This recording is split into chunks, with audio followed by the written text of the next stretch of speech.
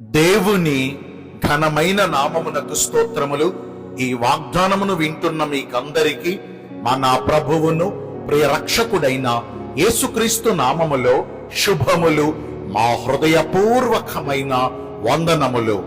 ఈరోజు మీ కొరకైన దేవుని వాగ్దానము యోహాను మొదటి పత్రిక 3వ అధ్యాయము 22వ వచనము. మనమేమి అడిగినను అది ఆయన వలన మనకు దొరుకును. మంచి దేవుడైన యేసయ్య ఈ మంచి వాగ్దానమును నిశ్చయముగా నేడు మనందరి జీవితములలో నెరవేర్చునుగాక. ఆమేన్. ఈ వాగ్దానాన్ని వింటున్న ప్రియ దైవ జనాంగమా, సర్వశక్తిమంతుడైన దేవుడు తన ఐశ్వర్యము చెప్పున క్రీస్తు యేసునందు ఉన్నటువంటి మహిమలో మన ప్రతి అవసరమును తీరుస్తారు. మనలో కార్య సాధకమవుతున్న ఆయన శక్తి చెప్పున మనము ఆయన యొద్దకు వచ్చి ఆయనను అడుగు వాటన్నిటికంటేను, ఊహించు వాటన్నిటికంటేను మరి అత్యధికమైన కార్యములను మనకు చేయగలిగిన శక్తిమంతుడు. ప్రభు సన్నిధిని సమీపించి ప్రభు వారితో మనము చేసుకుని ప్రార్థన విజ్ఞాపన మనవులన్నిటినీ ఎంత మాత్రమును కూడా ఆయన త్రోసివేసే దేవుడు కాదు. ఈ రోజున ఆయన సన్నిధికి వచ్చి ఆయనతో ఏమేమో అడుగుతున్నాము. మనం అడిగినవన్నీ కూడా మరింత నిశ్చయంగా దేవుడు మనకు దయచేయాలంటే మనము ఆయన ఆజ్ఞలన్నిటినీ మన హృదయపూర్వకముగా గైకొనొచ్చు ఆయన దృష్టికి ఇష్టమైన కార్యములను జరిగించాలి.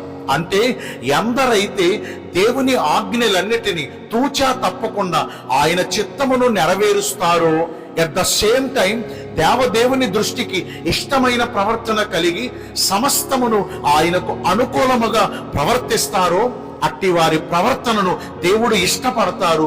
నిశ్చయంగా వారు కోరినవన్నీ వారికి మరింత నిశ్చయంగా అనుగ్రహిస్తారు. మరి ఈ రోజున ప్రార్థిస్తున్నాము, ప్రార్థనలకు జవాబు రావట్లేదు అని వేదన పడుతున్నాము. అసలైన పాయింట్ ఎక్కడుందో తెలుసా? మన ప్రవర్తన దేవునికి ఇష్టంగా ఉంటే చాలండి, మనము ఏది అడిగినా మనం పొందుకుంటాం. మరి దేవుడు ఎలాంటి వారి ప్రవర్తనను ఇష్టపడతారు? మొదటిగా స్తుతించువారంటే దేవునికి చాలా ఇష్టం. స్తుతి యాగము అర్పించువారు దేవునిని మహిమపరచుచూ ఉన్నారు.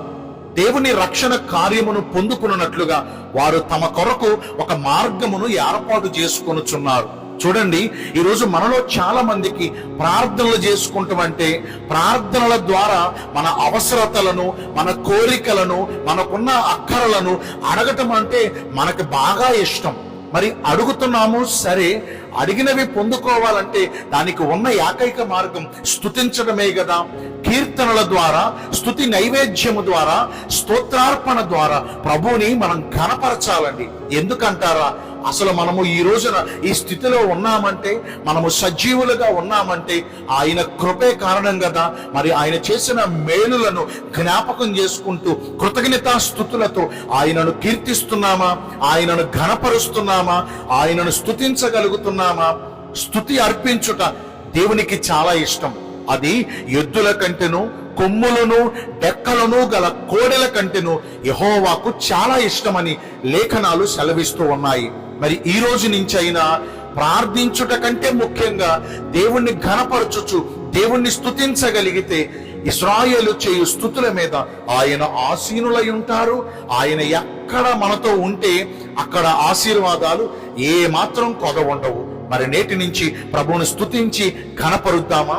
రెండవదిగా, ఒక పాపి తాము చేసిన పాపముల విషయమై పశ్చాత్తాపం కలిగి మారు మనస్సు పొందితే అట్టి వారి మార్పును దేవుడు ఎంతో ఇష్టపడతారు. తప్పిపోయిన కుమారుడు తండ్రిని విడిచిపెట్టి చేయకూడని పనులన్నీ చేశాడు. బుద్ధి వచ్చినప్పుడు తన మనస్సు మార్చుకుని తిరిగి తండ్రి వద్దకు వచ్చాడు. కాబట్టి తండ్రి సంతోషములో ఆ కుమారుడు కూడా పాలు పొందులు పంచుకున్నాడు. తాను కోల్పోయినవన్నీ తిరిగి మరలా పొందుకున్నాడు. మరి ఈ రోజున మారు మనస్సు అనుభవము మనకున్నదా? మార్పు చెందకపోతే దేవుని కార్యాలను ఎలా పొందుకోగలం? వస్త్రాలు మారుస్తున్నాం, సరే. ఇల్లు వాకిళ్ళు మారుస్తున్నాం, సరే. ఇంకేదేదో మార్చుకుంటున్నాం, సరే. ఇవన్నిటికంటే ప్రాముఖ్యమైనది, ఇవన్నిటికంటే దేవుడు కోరినది ఏంటో తెలుసా? మన మనస్సు మారి రూపాంతరము చెందాలి. నవీన స్వభావమును మనం ధరించుకోవాలి. అట్లాంటి మారు మనసు అనుభవం పొందిన వారంటే దేవునికి చాలా ఇష్టము. మరి ఈ రోజు నుంచి అయినా ప్రభువుని స్తుతించి మారు మనసు అనుభవాన్ని పొంది దేవుని ద్వారా సమస్తమును పొందుకున్నామా? దేవుడి కొద్ది మాటలు మన వినికిల్లో దీవించుగాక.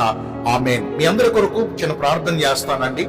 పరిశుద్ధుడ, ప్రేమ కలిగిన యేసురాజా, మీ కృపగల ఘనమైన నామమును బట్టి నిండు మనసుతో మీకు మా కృతజ్ఞత స్తుతులు స్తోత్రములు వందనాలు చెల్లిస్తున్నాము.